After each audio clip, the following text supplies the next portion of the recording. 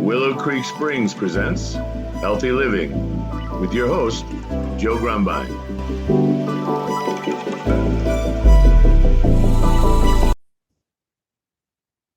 Well, hello and welcome to the Healthy Living Podcast. I'm your host, Joe Grumbine, and today we have back with us a very special guest. Her name's Megan McDrew, and Megan, you were here last August, I believe, and we were talking about your program, I'm sorry, my notes, Empathy in Action, Mhm. and that's your prison program where you bring in college students, basically, and you work with the inmates. And why don't you kind of bring us back up to speed with your program that's going on in there? All right. Thank you, Joe. Thanks for having me again. It's such an honor Yeah, to all your it's a treat. listeners. The program I created is called Empathy in Action, and that is a program where I bring people into prison. It used to be back about 4 years ago, college students, as you said, just Uh, college students, university students, where I was teaching at UC Santa Cruz. right. And I decided when I saw the impact on the students and they started asking if they could bring in their friends and family, non-UC Santa Cruz people, I decided to open it up to the public also when we got quite a bit more media attention just locally in Santa Cruz. So Nice. now, what started with 10 or 15 students, last week I brought in 42 people. Wow. We have been going exclusively to what's called the Correctional Training Facility of Soledad. It's often called just Soledad Prison or CTF. It's now a level 2, level 3 prison in the central coast of California. And the program there is Monday nights, 4 to 6. I bring in, like I said, on average now it's about 30 to 45 people at a time. Wow. And we meet with around 70 incarcerated men, and it's an 8-week cohort. So the volunteers nor the incarcerated participants change over the course of those 2 months. Just recently, actually 2 weeks ago on March 7th, 2026, we started CCWF, which is Central California Women's Facility. It's the second largest women's prison in the nation. And we are now offering empathy in action there every other Saturday, Wow. also year round with short breaks in between. We've been That's- invited into Salinas Valley Prison. Sorry, just real quick. We've been invited into Salinas Valley Prison, which is a level 4, same as CCWF. That's the highest level of security. And we should start at Salinas Valley hopefully in the next month or so. It's just a little bit extra paperwork being a higher level security. And where is that one? That one happens to be on the same land as CTF, Oh, okay. just set farther back. So they're really on the same exact property. CTF is one of the older prisons in California. It's built in the mid 1940s. Mhm. And Salinas Valley Prison was just built in 2008. Oh, And wow. according to the incarcerated people who have been at both prisons, they say CTF is much better built. Oh, really? Yes, it's the older methods, less rushed. I think they've just cut a lot of corners at Salinas Valley, being a newer prison, probably on less budget and less care. There's the roofs leak really bad, and there's just a lot of mold and issues Oh, like that. no. But Yeah. yeah, so there's the two prisons on the same property, which is the one that's closer to the freeway that you can see from the road is Soledad Prison. It's a level 2, and then Salinas Valley is a little bit more hidden, set farther back is the level 4. Wow. Mhm. And you were saying that in your program, the same volunteers and the same inmates are there for the whole program? Yeah, yes. So once people sign up, fill out the paperwork, I do the legwork of getting them cleared, the security clearance. They are committing to the entire journey, whether that be the 8-week program or at CCWF, it happens to be 4 weeks, but every Saturday we're in there about 8 hours. So it equates to the same amount of time. And yeah, so they sign up, they're with us the whole time. The men are with us the whole time, and that really contributes to the depth that we're looking to achieve and the relationships we're trying to build through the course of the program. Yeah, it's wild. Jay Wells, one of the inmates that actually the one who is our common thread. Mm-hmm. I've been working with him on a series that we're doing on the podcast, and he's been talking about, the trauma and how virtually everybody that's incarcerated that's in the program with him has gone through some sort of childhood trauma. Yeah. And one of the key tools that is so useful and helpful in overcoming the trauma is a meaningful relationship, a healthy relationship. Mhm. And they're not easy to come by at a prison, but it seems like what you're putting together with a program that keeps the same people together at least creates a place for that to happen. Yes. And statistically, we see that people in prison have at least an average ACE score, the Adverse Childhood Experience test that is often given. It's a 10-question assessment, at least six or over.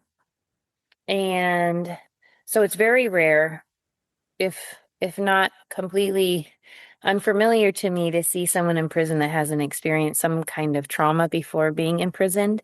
Hmm. And a relatively common quote, I think it's by Gabor Mate, who wrote The Myth of Normal and in the realm of hungry ghosts about addiction. He says the most traumatized environment in the world, the most traumatized and traumatizing environment in the world is prisons, Right. our prisons. So not only do you find just just an ubiquitous amount of people that have experienced trauma, but the environment itself is really conducive to being even more traumatized. So I've actually just saw on social media the other day that an organization is starting to train people, providers like myself, in what they call post-traumatic prison syndrome.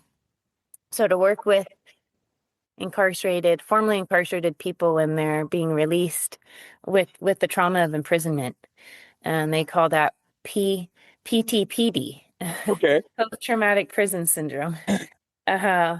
Yeah, so it's a thing. And even before I heard that, I had interviewed a female, formerly incarcerated female. Her name's Anastasia Schmidt. She's a pretty incredible woman, was incarcerated 18 years and now is getting her PhD at UC Riverside.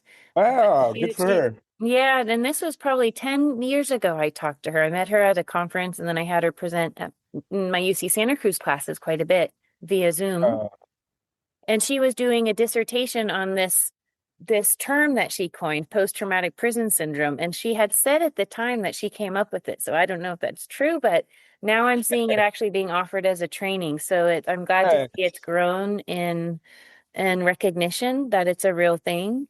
I mean, she says there's something about prison you will never ever fully shake once you're out. Oh, it's just It's like like, going to war. Yeah, yeah, you there's can't do it. no forgetting it, there's no leaving it fully behind. Oh, But if you can process it and just let it be part of who you are and not necessarily dictate your choices or how you show up in a negative way, then you've managed that's to, key right there is how it's affecting you. And yeah. we go through life and we all have struggles and traumas and challenges and whatever, that is really kind of the nature of life. And some worse than others, but at the end of the day, we end up with choices, or hopefully we figure out that there are choices, and Mhm. and we ultimately decide how we're going to use them. But when you're going through a major trauma and you haven't figured it out, a lot of times you're making these decisions and not realizing it, and not always making the best choices. Yeah, that's when the word choice gets to be pretty sticky because it just sometimes I don't think people move through life and even knowing they have a choice because they're so Right. it's like they're wearing goggles that are so fogged up from their early childhood experiences or addictions or whatever it might be that have really tainted the way we see the world, that choices, it doesn't feel like choices, it becomes these impulsive decisions that are very narrowly thought out. And most of us don't even think about consequences. Exactly. And in the conversations I've had with Juan, he was talking about, the when you go through trauma and you don't deal with it, you live in kind of a easily accessed fight or flight. Your lizard brain comes out real easily. And when you are faced with some kind of a challenge that for most of us is a choice, we say, oh, there's a problem up ahead. What am I going to do? You're working with your front brain and thinking, maybe I'll talk to this guy or maybe I'll avoid it. But when you're going through trauma and you haven't dealt with it, usually you run or you jump into the fray, and neither one of those are generally the better answer, and they're certainly stressful, and they keep packing on, the stress and the trauma. So when you have these people come in, you've got say an 8-week program, and you've got the volunteers that are set up, and you have the inmates that are set up. What is the retention rate generally of both sides?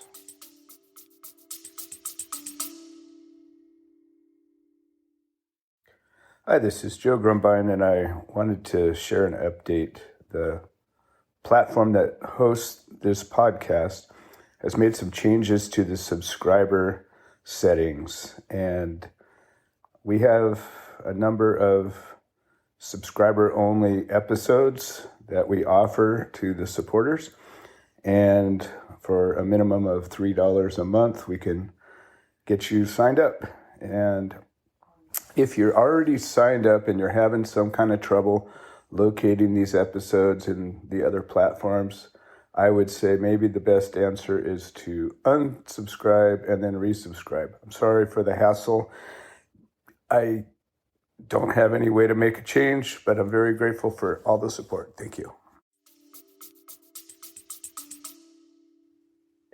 My retention rate's amazing. With the volunteers, it's around 95%. Wow. I might be missing a couple every week, but nobody ever really drops out. I've never, in all Nice. my years doing this, now this is my 5th year, I've never had anyone drop out. I've never had anyone say, I hate this. This isn't working for me. It's just not what not what I'm willing to do. That's never happened, which is kind of incredible. Love it. Wow, that's Um, huge. It is huge. And then as far as the incarcerated men go, that's a little bit larger of a rate of not showing up. And I'd say it's usually about 10 to 15%. And it's every session.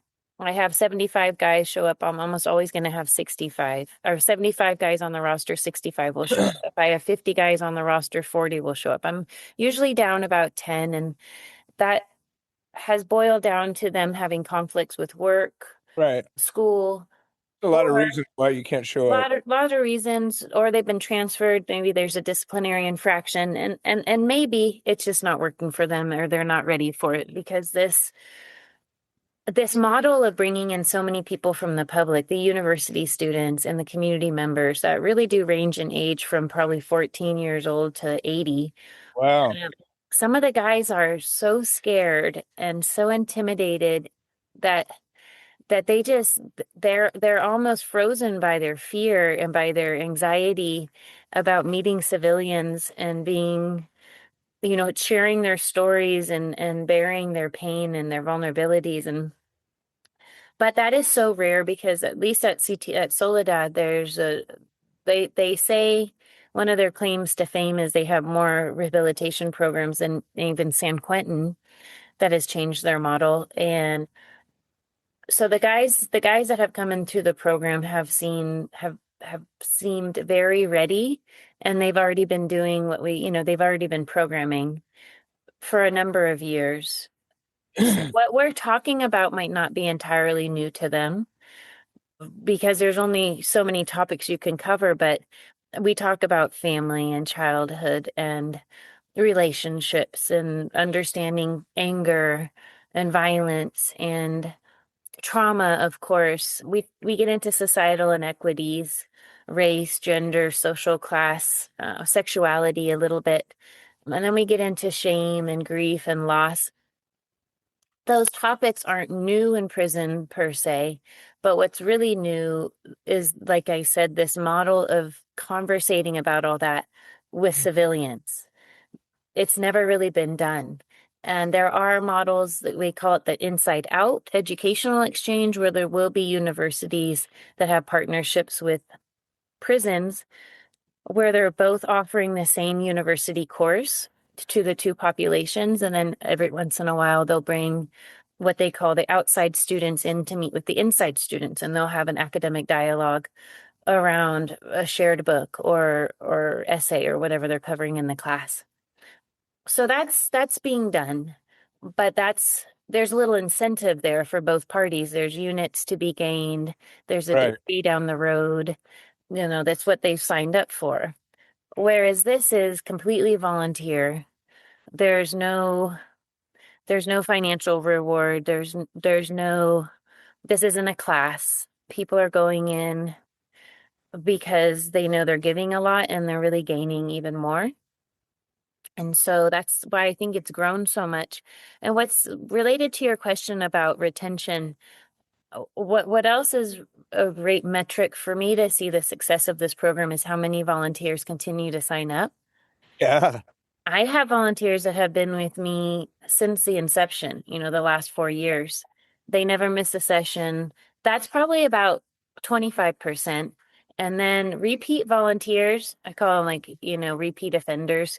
Um, they, I usually have around 80% sign up again and again and again and again. So Um, I really do love that. And we're building this family inside. We call the groups, the circles we sit in to discuss, we call them families. Are you in family one, family two, so on.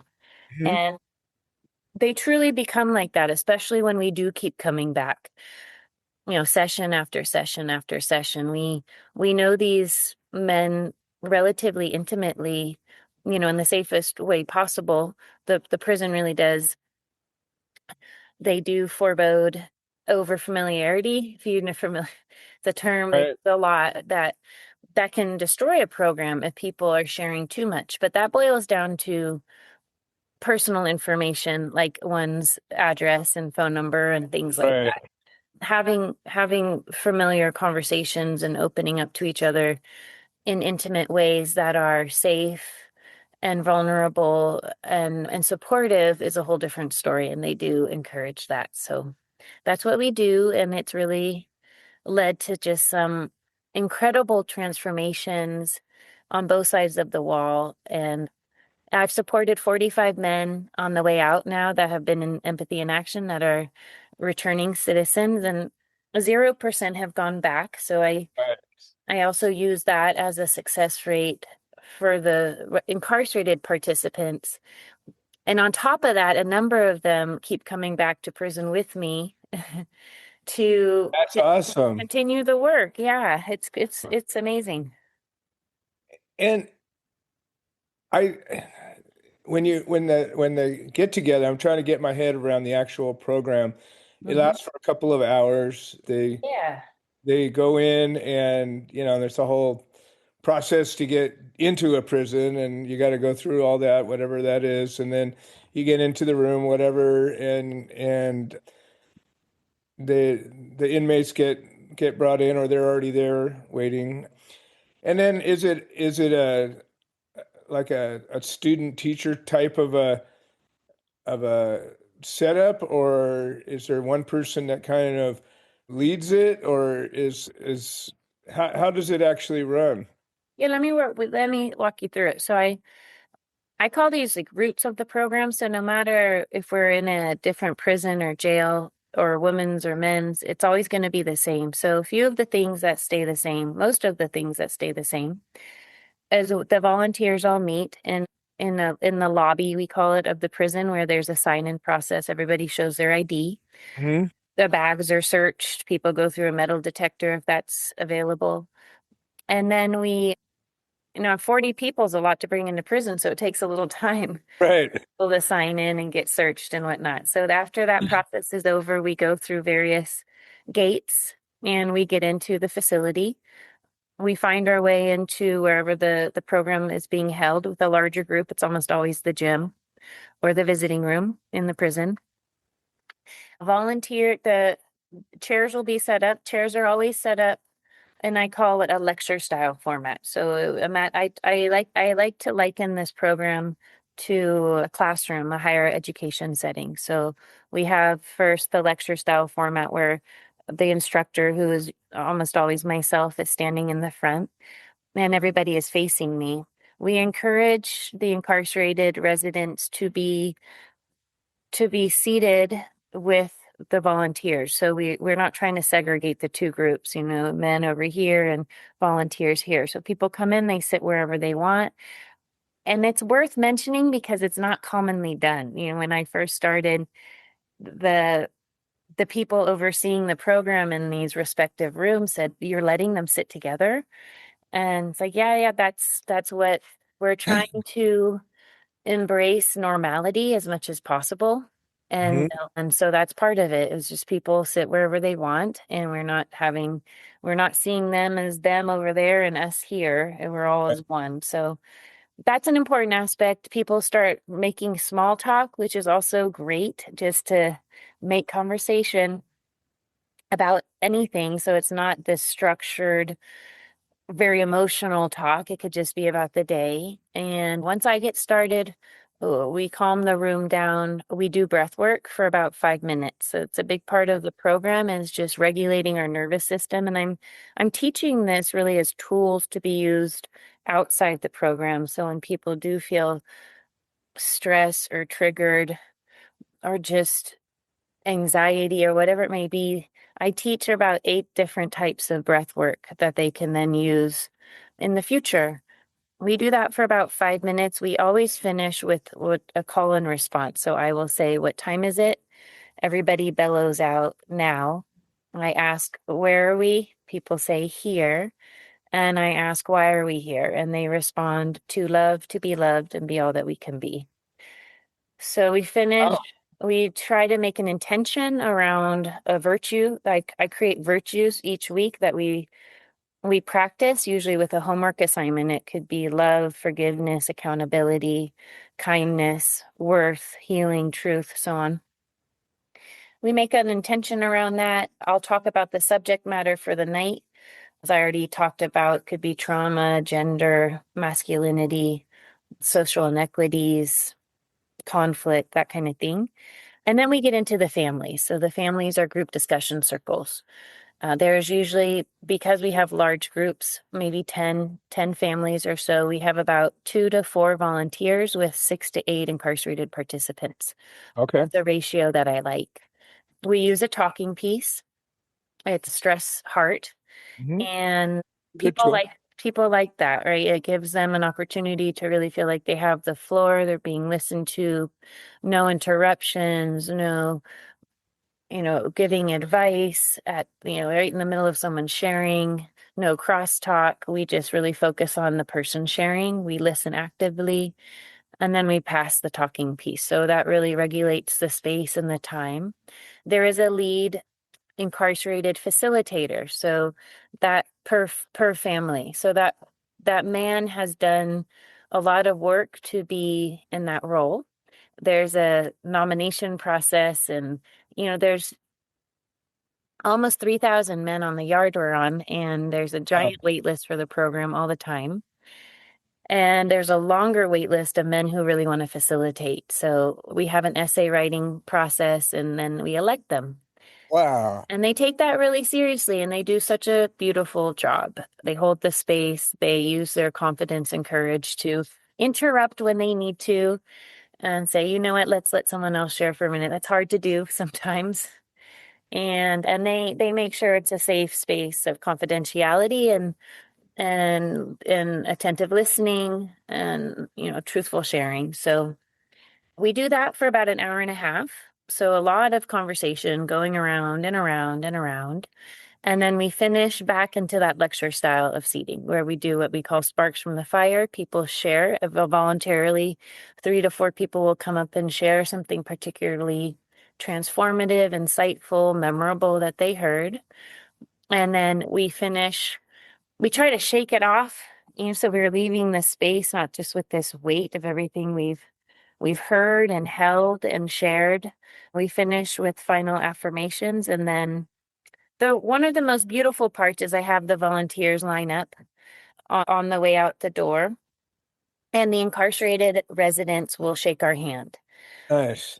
And that also takes a while when you have 40 volunteers and 80 guys. Right. They're all they're just so, especially with the ones that have been there for years, it's just so much laughter and gratitude and crying. It's just a beautiful way to close the kind of the ceremony we've been in together.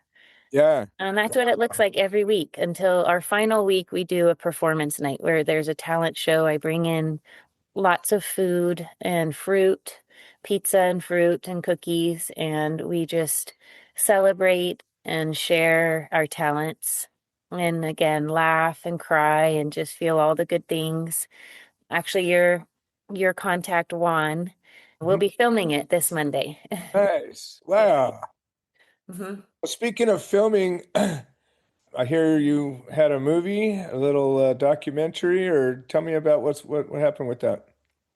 So last fall, a filmmaking company from Petaluma, California, filmed for 2 months inside the prison, the whole program. Okay. They had a film permit through the California Film Commission and got approval through CDCR. They're called Humans Being Media. It's a husband and wife team, Aaliyah and Vince Beaton. I'm calling them out. Um, and they did a beautiful job documenting what we do in there, from the car ride following. They sat in the car with volunteers on the ride in, especially the first timers that never been in prison before. Yeah. And they stayed till the bitter end, the final performance night. Nice. And they put together a 37-minute documentary. It's called Going Inside. Wow. Double meaning there. Yeah. Double meaning. But we have the film now on Vimeo. It has a password. If your listeners would like to see it, they are welcome to email me and I can send them the link and the password. We do Good. film screenings relatively regularly in Monterey, and we're having one in Santa Cruz on March 29th Nice. at the Center for Nonviolence. So that's our first showing outside of Monterey County. We did Fantastic. bring Oh, the film to Texas. We showed it in Austin, Texas at the Texas Film Festival. nice. And it did win Best Documentary, so that was exciting. Wow. Mhm. Fantastic. And then the same filmmakers created a YouTube series. They're 8 mini documentaries. They range from 3 to 7 minutes. It's called Time Together. Nice. Uh, and Good with naming. it's very good, right? So, and you can read those names so many different ways, but the Time Right. Together series is on YouTube. It's under the Transformative Justice Center. So those are open to the public anytime. And some of them are excerpts from the film. So you will get a peek at what it's like. But that series just won third place in what they call the Weebly's Anthem Awards. They're the Wow. YouTube awards for series.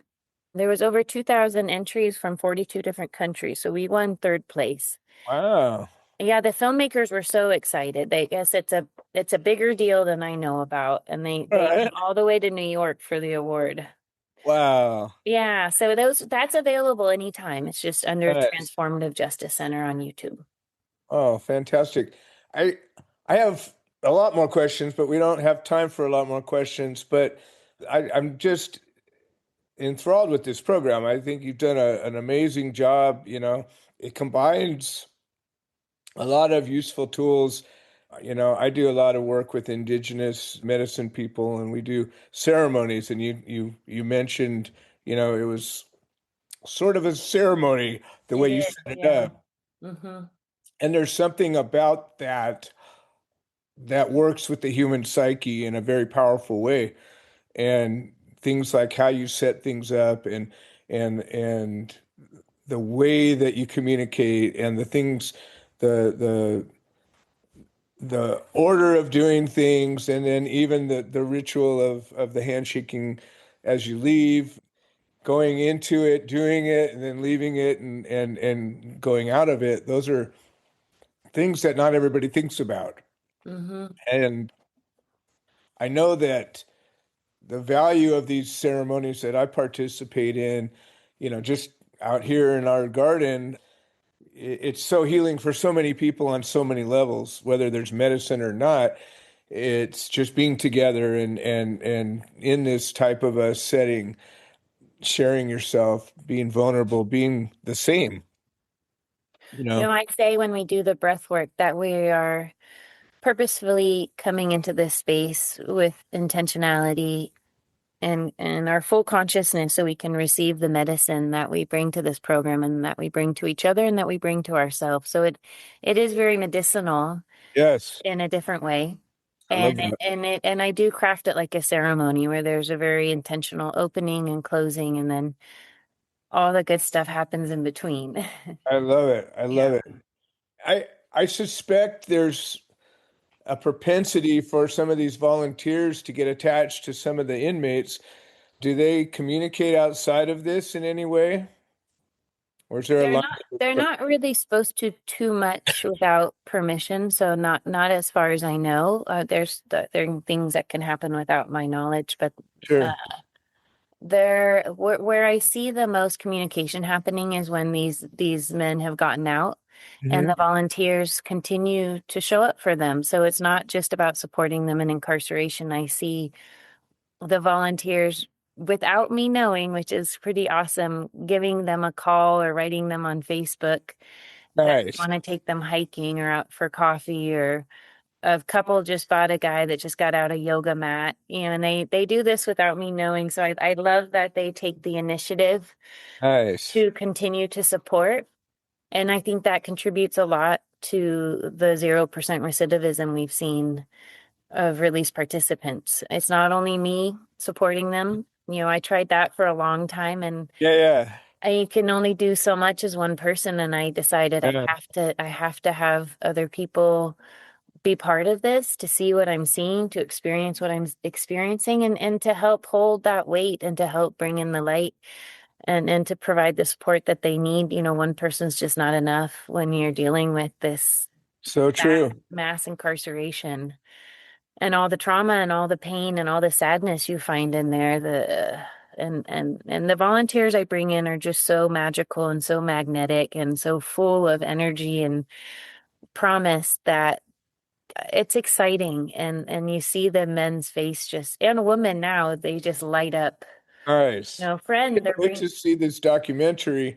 Oh Uh, yeah, you'll love it. I'm It's looking great. forward to seeing it. So I can't tell you how impressed I am with both you and your program. Thank you, Joe. I It's an honor to do it. Keeping it afloat financially is tough. We received a match from an incarcerated man has offered me $3,000 if I can raise 3,000. Nice. So we do have a match going on if anyone's interested in supporting that. It's on our Facebook. Okay. We're on Facebook under Empathy in Action, not the Justice Center. So Empathy in Action on Facebook. Well, yep. I couldn't, aside from my own nonprofit, I couldn't think of a better Pause. use of donated funds. This is an amazing program doing great work. And I know how hard it is to get people to separate themselves from their dollars, but when you find the right people, it's happening. Your family idea is amazing. Megan, if you had, one thought you'd like to leave our listeners with today, what do you think that would be? uh, I think it would be to get close to people that you might not otherwise want to get close to understand things you might not otherwise think you need to understand. There's so much wisdom and power and beauty and getting uncomfortable and removing judgments and misconceptions and stereotypes that you might have that are really rooted in a lot of fear and perhaps even hate, and to put that aside and to find that there can be so much beyond those assumptions, and to all of a sudden find this great place of inspiration and hope and beauty there's just so much to be discovered there. And whether that population is the unhoused or people in recovery or people that are sick and dying or that are incarcerated, there's no shortage of people and causes in the world that need support, but you can't really do anything from afar. And I realized working with the incarcerated that we can do so much on the outside to help them through policies and laws and things like that. But I'm much more of I want to take things on head on and know you're making a difference in the moment. Going into prison and getting to know the incarcerated was the way I was able to do that. And getting close to them has been the most meaningful, profound experience of my life and of every single volunteer's life that I have brought inside. I don't think one person has said it hasn't been the most impactful thing they've ever done. And that's just a big statement to be coming from over 700 people. I can see how they would say it. I got one more question. I know we're totally over our line, but it doesn't matter. I get to Okay. do what I want. It's my show. But but I really you're clearly a visionary in what you've created. You've done something other people haven't done. You've created something so wildly successful. I don't see a flaw in it at all, except for the flaw that's with everything great is what do you do? How far do you go? How do you grow it? What's your vision? If you could have the funding you needed, what would you see happening here? I would love to see it growing in at least a few prisons in every state. Hmm. And for it to just to become a different model that we have in our prison systems around the world where the public is invited in Hmm. and we are meant to get to know the incarcerated and we all play a part in their healing because in some form or another I think we all played a part in their destruction and their destructive ways. Right. And so I don't feel like the onus should just be on the government or the state or the city or the guards or the officials that are in those institutions. I think it's a community effort to bring about the healing of harm. And I see the incarcerated population as part of our community as much as anybody else. We just don't get access to them as much. So this model of where the public meets the prisoners should be a lot more should be it just be the accepted model of how we do incarceration because it takes the weight off the administration and it actually works when you're going into a setting where they're not extremely violent offenders that would somehow create a riot or something. I've never seen that happen. We're going into places where people are ready to meet with the outside world, and if they're not going to stick around. Right. Um, we're hoping to go to Uganda. We're hoping to do an East African prison tour trip Wow. in July. We're thinking of 4 different countries, 4 prisons per country: Wow. Uganda, Tanzania, Rwanda, and Kenya, with the Prison Fellowship International, and they want to learn this model. So Nice. if I could get it into Africa, we can do it anywhere, right? So Love it. I would Wow. love to see it just, it's a scalable model. I have a curriculum that is very easy to train people. And it makes sense at first to have partnerships with universities, bring in students because they're the most ready and open-minded, and a lot of their majors apply to what we're doing in the program. And Nice. then open it up to the public and you'll just see it become just widely popular thing that everybody's like, why haven't we done this before? Right, exactly. Wow. Well, this has just been incredible. Time goes by so fast when we're doing some good work. Why don't you give everybody your contact information one more time and maybe how they can reach you to get that password for the documentary? All right. So yeah, again, my name is Megan McDrew, and the organization is called the Transformative Justice Center. Website is transformativejusticecenter.org. And you can find a contact me page there.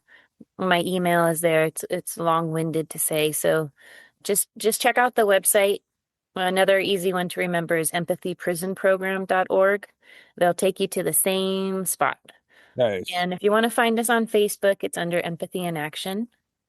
And the YouTube channel is Transformative Justice Center. So please feel free to reach out if you would like to see the film, as it is on Vimeo with a password for now. Otherwise, another event we're having on April 11th is we're hosting a welcome home party for Cain Velasquez. Oh, I just interviewed him just Yes, oh yes, you've a met month him. ago. Yeah, Yeah, yeah. so he's we're hosting a fundraiser for my organization at the UFC gym in San Jose. He's going to be there Nice. from 10 to 2, signing autographs, taking pictures, talking about his life, his story. And we're doing that as a donation-based fundraiser for the Justice Center. And he Oh, will that's be there. So fantastic. I love it. Love it. Love it. it's all on the website too. Excellent. Well, Megan, thank you so much for joining us today. And we're going to have to do this again. You're covering so much ground. I feel like we barely scratched the surface of this conversation. And I love the work you're doing. And, I'm just beginning to do some work in there. We're getting ready to work on a garden program inside the prison and working with Juan in making that happen as well. So, He shared that. That's amazing. yeah. I hope it works out. I think it will. I'll be connecting with the lady who ran the previous program soon and learning what she did and how I can integrate into that. So just an absolute treat to have you here and just thanks. Thank you, Joe. We'll talk to you later. Have a great day. Excellent. Well, this has been another episode of the Healthy Living Podcast. I'm your host, Joe Grumbine. I want to thank our listeners who made this show possible, and we will see you next time. This has been another episode of the Healthy Living Podcast. We produce this show so that people can share their stories, people that have overcome obstacles, people that are undergoing obstacles. We're building a community of health-minded individuals. If you're interested in supporting the show, please leave a review on the platform you're listening to it on. If you're interested in becoming a guest, please send an email to itsjoegrumbine@gmail.com, or you can send a note into the notes section of the podcast. All right. Well, thank you for supporting this show, and we hope you've enjoyed it.